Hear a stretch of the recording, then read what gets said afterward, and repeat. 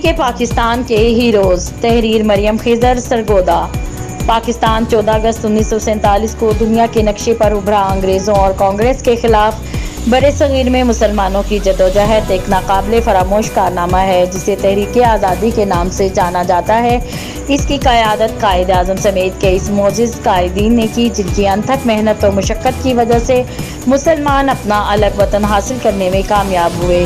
पाकिस्तान की तामीर में कायद आज़म ने जो बेलौस खिदमात अंजाम दी हैं, इन्हें मुख्तसर अल्फाज में बयान करना गोया दरिया को कूज़े में बंद करने के मुतरादिफ है।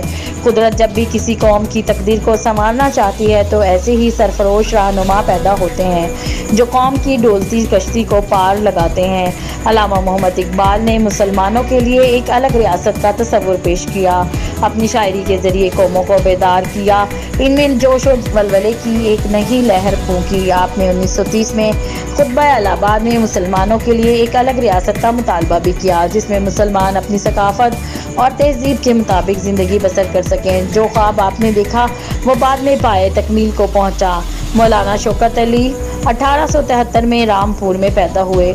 उन्होंने 1919 में अपने छोटे भाई मौलाना मोहम्मद अली जौहर के साथ तहरीक खिलाफत की बुनियाद डाली। नवाब लियाकत अली खान हर जद्दोजहद में कायद आज़म के शाना बशाना रहे। कायद आज़म ने इन्हें अपना दस्ते रास्त करार दिया। इनके अलावा दर्जनों सैकड़ों हीरोज़ हैं जिनके नाम तारीख में दर्ज नहीं है। गुमनाम हीरोज़ ने क़याम पाकिस्तान के लिए सबसे ज़्यादा जद्दोजहद की।